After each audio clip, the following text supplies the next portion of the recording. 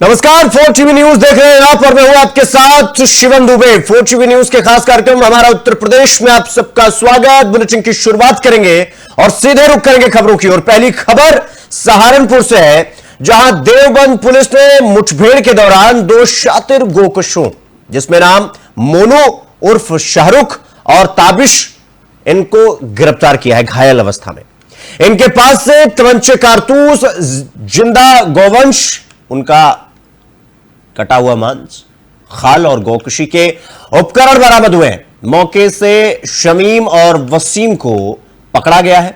यह कार्रवाई ग्राम मानकी में गौकशी की सूचना पर की गई। मुठभेड़ के दौरान बदमाशों ने पुलिस पर फायरिंग की। रिटेलिएशन में यानी जवाबी कार्रवाई में दोनों के पैरों में गोली लगी, दोनों गौकशों के पैर में।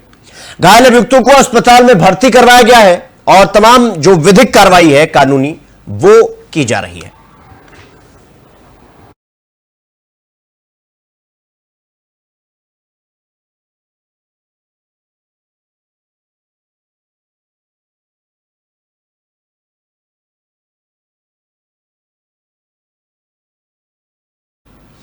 तो doctor K M Modi foundation को यूनिवर्सिटी की मान्यता प्राप्त हो गई है और इस महत्वपूर्ण जानकारी की घोषणा फाउंडेशन के अध्यक्ष डॉक्टर डी के मोदी ने एक प्रेस कॉन्फ्रेंस के दौरान की। उन्होंने कहा कि अब क्षेत्र के छात्र छात्राओं को गुणवत्तापूर्ण और सहज उच्च शिक्षा प्राप्त करने का अवसर मिलेगा। यूनिवर्सिटी के वाइस चांसलर डॉक्टर पी ऋषिकेशा ने बताया कि संस्थान में 200 से ज्यादा पाठ्यक्रमों में प्रवेश की सुविधा उपलब्ध होगी। साथ ही शोध कार्य के इच्छुक अभ्यर्थी यहां पीएचडी करके अपनी डिग्री प्राप्त कर सकेंगे। डॉक्टर ऋषिकेशा ने आगे कहा कि यूनिवर्सिटी में आधुनिक रिसर्च सुविधाएं मौजूद होंगी, जिससे शोधकर्ताओं को बेहतर माहौल मिलेगा। उन्होंने यह भी जानकारी दी कि मेरिट के आधार पर छात्रवृत्ति प्रदान की जाएगी ताकि मेधावी विद्यार्थियों को प्रोत्साहन मिल सके। यह नई व्यवस्था क्षेत्र में शिक्षा के क्षेत्र में एक बड़ा बदलाव लाएगी। यूनिवर्सिटी की मान्यता से न केवल शैक्षणिक स्तर बेहतर होगा, बल्कि युवाओं के करियर को भी एक नई उछाल, एक नई उड़ान मिलेगी। ये doctor K M Modi university Modinagar, I think ये पहला यूनिवर्सिटी है मोदी नगर के लिए। ये एक जैसा वरदान है बच्चों के लिए। इवन ये हायर एजुकेशन में जो भी फ्लेक्सिबिलिटी करिकुलम में आना है, डिफरेंट डिग्रीज आना है, एंड रिसर्च एंड डेवलपमेंट का होना है, वो सारे चीज़ इस यूनिवर्सिटी के थ्रू बच्चों को मिल जाए। ये doctor K M Modi university Modinagar, I think ये पहला यूनिवर्सिटी है मोदी नगर के लिए। ये एक जैसा वरदान है बच्चों के लिए। इवन ये हायर एजुकेशन में जो भी फ्लेक्सिबिलिटी करिकुलम में आना है, डिफरेंट डिग्रीज आना है, एंड रिसर्च एंड डेवलपमेंट का होना है, वो सारे चीज़ इस यूनिवर्सिटी के थ्रू बच्चों को मिल जाए। ये doctor K M Modi university. तो अब रुक करेंगे अगली खबर की ओर। आपको बता दें कि अगली खबर जो है वो कोतवाली थाना क्षेत्र से है, जहां मंदिर में पूजा करने गई एक युवती को गोली मार दिया गया। बताया तो यह भी जा रहा है कि मोहल्ले के ही निवासी राहुल दिवाकर प्रेम प्रसंग के चलते उसी ने फायरिंग की। गोली लगने से जो युवती है वो गंभीर रूप से घायल हो गई, जिसे आनन फानन में जिला अस्पताल ले जाया गया। डॉक्टरों ने उसकी हालत को नाजुक देखते हुए उसे सैफई पीजीआई के लिए रेफर कर दिया। घटना की सूचना मिलने के बाद एसपी सिटी अरुण कुमार सिंह मौके पर पहुंचे, जहां उन्होंने बताया कि युवक और युवती के बीच पहले से बातचीत था और किसी विवाद के चलते युवक ने यह कदम उठाया। आरोपी राहुल की गिरफ्तारी के लिए पुलिस ने 3 टीमें गठित कर दी हैं। पुलिस का कहना है कि जल्द ही आरोपी को गिरफ्तार भी कर लिया जाएगा। फिलहाल पूरे इलाके में इस पूरी घटनाक्रम से सनसनी फैल गई है और पुलिस पूरे मामले की गंभीरता से जांच पड़ताल करने में जुट गई है। पहले मैटर हुआ था सर, पहले मैटर शांत हो गया था, पहले भी एफआईआर सब कुछ हो चुकी थी भाई। अब इसने फिर से कर दिया सर। क्या कोई प्रेम प्रसंग चल रहा था आपके? नहीं सर, पहले चल रहा था सर, अब बंद हो गया था। उसकी शादी भी थी इसी साल में सर। अच्छा, बताया जा रहा है कि पहले भी इसने हमला किया था। हाँ, पहले भी किया था सर। तब क्या क्या बात थी? तब यही बात थी कि मैं शादी करूँ। लड़का वाला कह रहा, मेरी बहन मान नहीं रही थी, तो इसने गोली मारी थी सर। फिर में घटना हुई है गोली वाली, क्या पूरा मामला है? जी, कोतवाली थाना क्षेत्र में रानी का मंदिर पड़ता है। उसमें आज सुबह एक लड़की को लड़के ने गोली मार दी है। उसको मौके से हॉस्पिटल ले जाया गया है और अभी उसको रेफर कर दिया है। मामला बताया जा रहा है कि पहले लड़का लड़की में पहले बातचीत होती थी और उसी के चलते कोई बात इनके बीच में बिगड़ी है, इसको लेके ये आज घटना कारित हुई है। मौके का घटनास्थल हम लोगों ने देख लिया गया है और एफएसएल टीम को भी तत्काल पहुंचने वाली है और हम लोग के द्वारा 3 टीमों का गठन किया गया है जो जल्दी ही गिरफ्तारी करके डिस्क्लोज करेंगे। सर पहले मैटर हुआ था, सर पहले सहयोगी अमन वर्मा हमारे साथ मैनपुरी से फोन लाइन पर जुड़ गए हैं। अमन, ये जो पूरी घटना है जहां पर एक युवक ने युवती को गोली मारा है, बताया तो जा रहा है कि प्रेम प्रसंग का पूरा मामला था। फिलहाल क्या कुछ ये पूरा मामला है, क्या कुछ जानकारी इस पूरी घटना को लेकर आपके पास, विस्तार से बताइए। कोतवाली थाना क्षेत्र का है जहां पर अमन, मेरी आवाज आ रही है अब तक? जी अमन, ये जो पूरा मामला है मैनपुरी का जहां पर एक युवक ने युवती को गोली मार दिया और इसके पीछे का जो कारण बताया गया वो प्रेम प्रसंग बताया गया, फिलहाल आपके पास क्या जानकारी, क्या अपडेट आपके पास इसकी पूरी घटना को लेकर, विस्तार से बताइए। क्योंकि मैं आपको बता दूं पूरा मामला जनपद मैनपुरी के कोतवाली थाना क्षेत्र का है जहां पर सुबह जो है युवती जो है मंदिर में पूजा करने के लिए जा रही थी, तभी जो है एक युवक ने मंदिर में घुसकर बाहर से और अंदर से दरवाजा बंद कर दिया, जिससे युवती के गोली मारकर घायल कर दिया गया।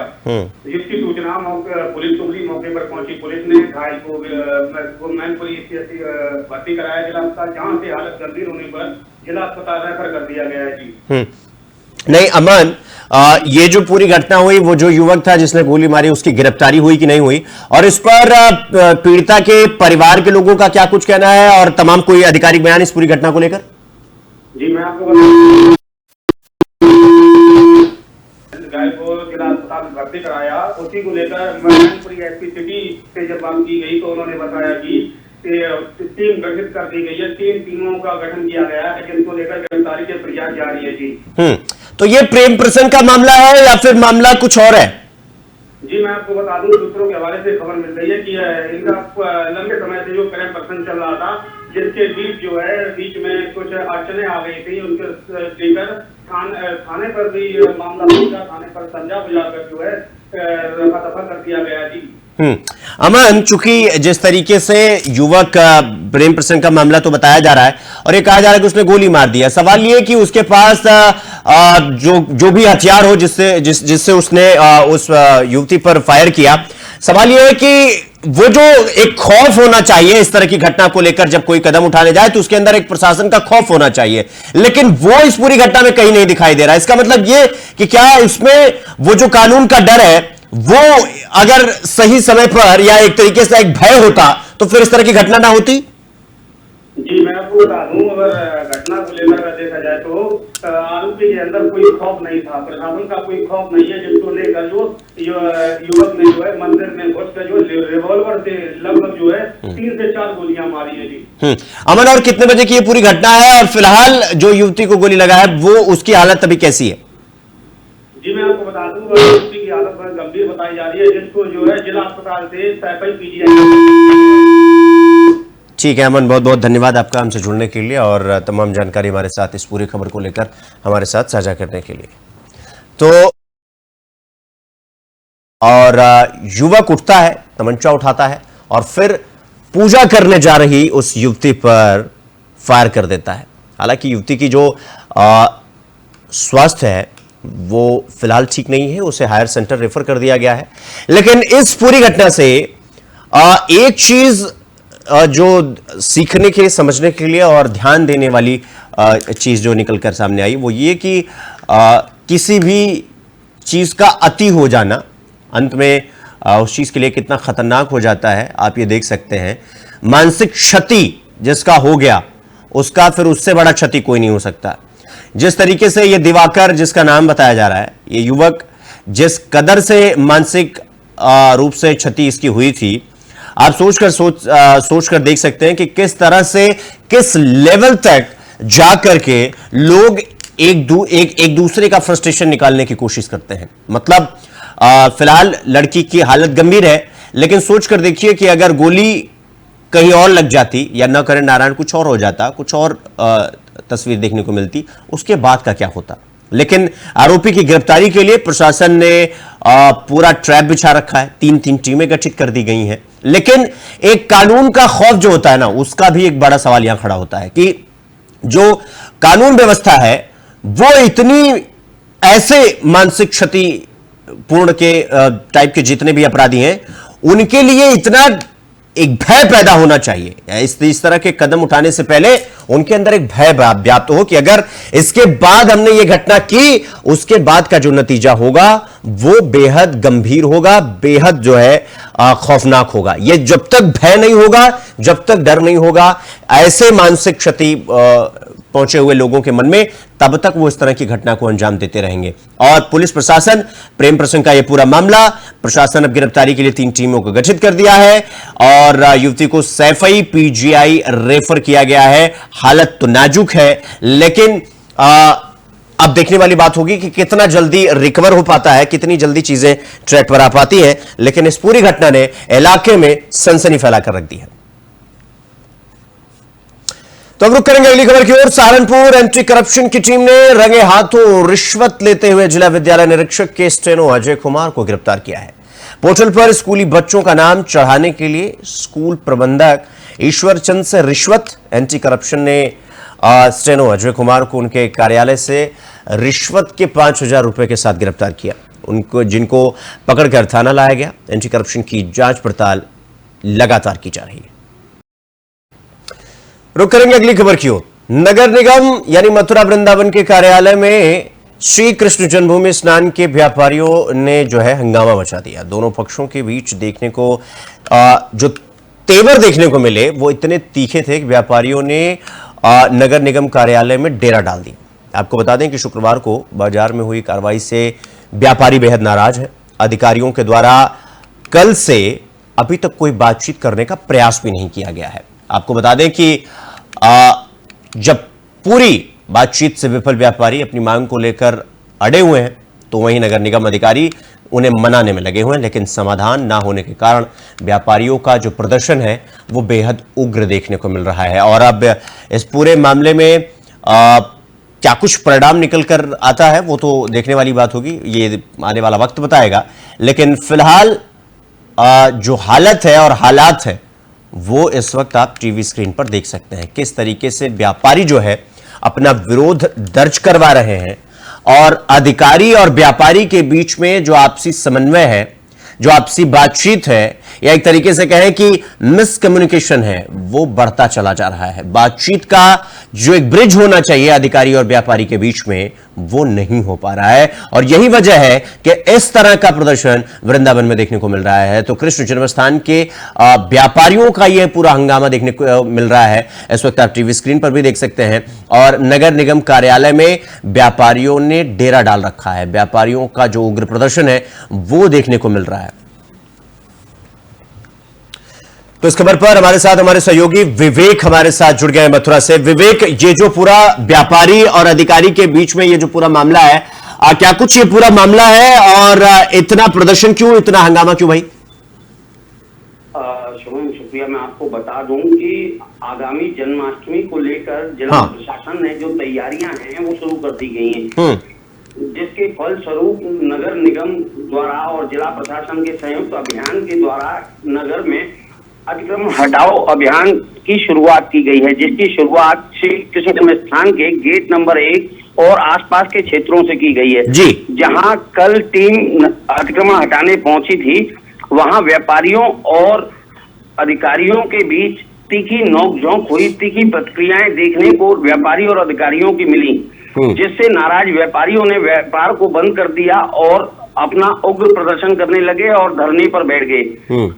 वहां कई बार पुलिस अधिकारी और जॉइंट मजिस्ट्रेट आए वार्ता करने की व्यापारियों से कोशिश की, लेकिन व्यापारियों की वार्ता असफल रही और अधिकारी व्यापारियों को मनाने में कहीं ना कहीं विफल रहे, जिसके फलस्वरूप आज शहर के तमाम व्यापारी इकट्ठा होकर नगर निगम कार्यालय पहुंचे, जहां उन्होंने प्रदर्शन किया और नारेबाजी की और तमाम जो है चीज आप स्क्रीन पर देख सकते हैं क्या कुछ देखने को परिणाम मिल रहे हैं। विवेक, ये जो पूरा मामला है, अगर तो व्यापारी अपनी मांग रख रहे हैं और अधिकारी इनको मनाने में भी लगे हुए हैं, समझाने में लगे हुए हैं, तो फिर मिसकम्युनिकेशन कहां हो रहा है, गैप कहां हो रहा है? मतलब कौन किसकी बात से डिसएग्री हो रहा है इसमें? देखिए, नगर निगम अधिकारियों का कहना है कि नाले के ऊपर किसी भी प्रकार का अतिक्रमण बर्दाश्त नहीं किया जाएगा। बिल्कुल, ये तो ठीक है, हद में रहें, हाँ, और अतिक्रमण ना करें, हाँ। और चूंकि हमारे ऊपर प्रशासनिक मंशा का दबाव है, क्योंकि जन्माष्टमी को लेकर प्रशासन काफी कुछ तैयारियां कर रहा है, और इस बार जन्माष्टमी को वृहद रूप से मनाने की प्रशासन की प्लानिंग है, जिसके तहत तमाम तैयारियों में जिला प्रशासन लगा हुआ है। तो इसी बीच जब अतिक्रमण हटाओ अभियान चला, व्यापारियों और उनके बीच की नोकझोंक हुई और ये सारे परिणाम आपको देखने को मिल गए। नहीं विवेक, जिस तरीके से नगर निगम अपनी बात रख रहा है, कहीं ना कहीं अगर आप अतिक्रमण हटाएंगे, अगर आपको ऊपर से आदेश है तो वो तो इंप्लीमेंट करना पड़ेगा, और नाले के ऊपर तक के जितने भी अतिक्रमण है उनको तो हटाया जाना चाहिए वैसे भी। और ये सिर्फ मथुरा में नहीं बल्कि तमाम राज्यों में किया जाता है, तमाम जिलों में किया जाता है, तमाम इलाके मोहल्लों में किया जाता है। अगर वहां के जिलाधिकारी का आदेश आ गया, उन्हीं की तरफ से आदेश आया होगा, तो वो तो इंप्लीमेंट कराना होगा। तो फिर व्यापारी इस बात पर क्यों अड़े हुए, क्या दिक्कत आ रही है उनको?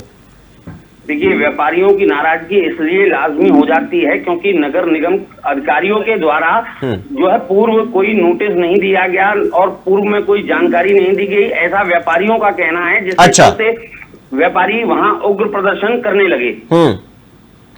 नहीं तो विवेक, अगर व्यापारी कह रहे हैं कि समय रहते उन्हें ये नहीं सूचित किया गया कि अतिक्रमण हटाओ अभियान के दौरान ये सब कार्रवाई की जाएगी, अतिक्रमण हटाया जाएगा, तो फिर प्रशासन थोड़ा समय दे दे उनको, 2-3 दिन का समय दे दे, कम से कम वो अपना सामान तो हटा ले, या फिर जो भी अतिक्रमण होगा उसको हटा ले अपना। देखिए, जब वहां अधिकारी वहां पहुंचे थे, अधिकारियों की वार्तालाप में कुछ लोग ऐसे सम्मिलित हुए जहां मामला उग्र होता चला गया। ना ही अधिकारियों की बात व्यापारी समझने को तैयार थे, ना व्यापारियों की बात अधिकारी समझने को तैयार थे, जिसके चलते ये उग्र प्रदर्शन देखने को मिला। नहीं तो फिर विवेक, इससे तो कोई समाधान निकलेगा नहीं ना। अगर व्यापारी अधिकारी की नहीं सुन रहे हैं, अधिकारी व्यापारी की नहीं सुन रहे हैं, और एक बिचौलिया आता है जो दोनों के बीच में हंगामा करवा देता है, फिर तो ऐसे तो फिर ये नगर निगम का कार्यालय नहीं, पूरा मोहल्ला घेर ले, इससे कुछ परिणाम तो निकलेगा नहीं। परिणाम तो बातचीत से निकलेगा ना, मतलब हर समस्या का हल होगा, आज नहीं तो कल होगा। तो अगर अधिकारी समय दे देते हैं 2-3 दिन का, तो फिर क्या दिक्कत है? व्यापारी अपना सामान हटा ले, व्यापारी उनकी बात मान ले, मामला खत्म। बहरहाल इन चीजों पे नगर निगम कार्यालय में वार्ता चल रही है, क्या कुछ परिणाम निकल करके वार्तालाप का आता है वह भी आपको अपडेट कराया जाएगा, लेकिन इन सभी तमाम मुद्दों पर बातचीत चल रही है और व्यापारी और अधिकारी लगातार सामान्य बनाने में लगे हुए हैं। ठीक है विवेक, बहुत बहुत धन्यवाद आपका हमसे जुड़ने के लिए, और खबर पर तमाम जानकारी, संपूर्ण जानकारी हमारे साथ साझा करने के लिए।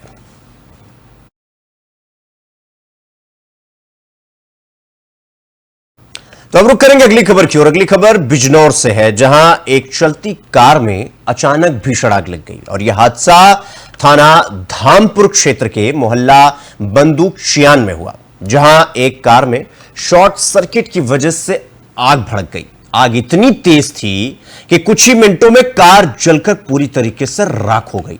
घटना के बाद इलाके में अफरा तफरी मच गई। स्थानीय लोगों ने आग बुझाने का वीडियो भी बनाया और उसको सोशल मीडिया पर डाला, तो वीडियो वायरल भी अब तेजी से हो रहा है। और सूचना मिलने के बाद फायर ब्रिगेड की टीम मौके पर पहुंची और कड़ी मशक्कत के बाद आग पर काबू पाया गया। लेकिन सौभाग्य यह रहा कि इस हादसे में किसी के कोई जनहानि नहीं हुई, कोई हताहत नहीं हुआ, लेकिन कार जो है वो आप देख सकते हैं इस वक्त टीवी स्क्रीन पर, किस तरह से, किस लेवल पर जाकर आग जो है वो खाक हो चुकी है। फिलहाल पुलिस मामले की जांच पड़ताल करने में लगी हुई है, लेकिन पुलिस का यह कहना है कि इस पूरी घटना को देखने के बाद, प्राइमा फेसी यानी प्रथम दृष्टया देखने के बाद, यह समझ में आता है कि यह मामला शॉर्ट सर्किट का है। आप देख सकते हैं कि आग में आग लगी और आग इतनी भयंकर होती चली गई कि आग के बाद ये जो तस्वीर आप देख रहे हैं उसके बाद जब तक फायर ब्रिगेड की टीम पहुंचती, जब तक कि लोग एफर्ट्स मारना शुरू करते आग बुझाने के लिए, तब तक जो है आग लगभग जल चुकी थी। और ये उसका हड्डी ढांचा जो भी बचा हुआ है आप ये देख सकते हैं, बाकी कार में आपको कुछ और दिखाई नहीं देगा। लेकिन सबसे अच्छी बात जो है वो ये कि इस पूरी घटना में किसी के हताहत होने की कोई खबर नहीं है, किसी के कोई जनहानि नहीं हुई है। ये एक बेहतर खबर जो है इस पूरी खबर में निकल कर आई। तो मौके के बाद आग पर काबू पाया।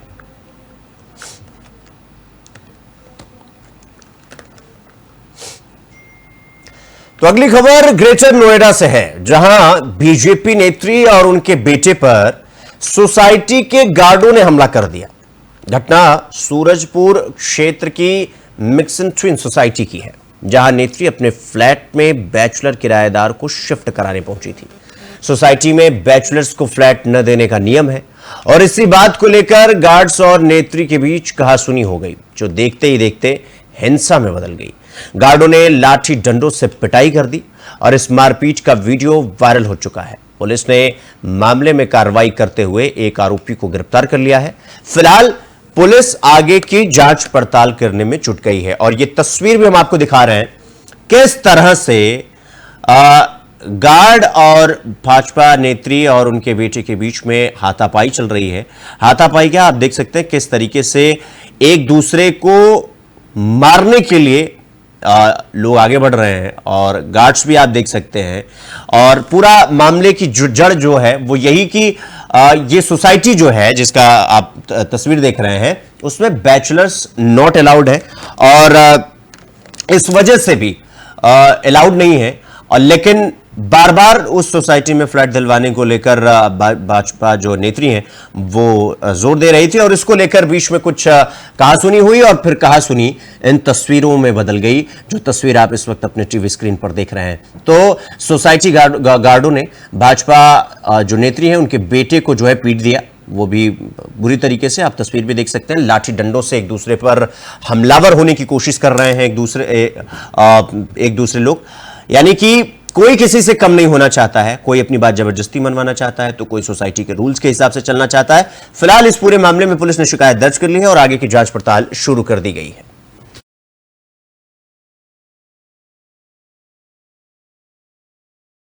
तो बुलेटिन में फिलहाल अभी के लिए बस इतना ही, लेकिन देश और दुनिया की तमाम खबरों को देखने के लिए देखते रहिए 4TV न्यूज। नमस्कार।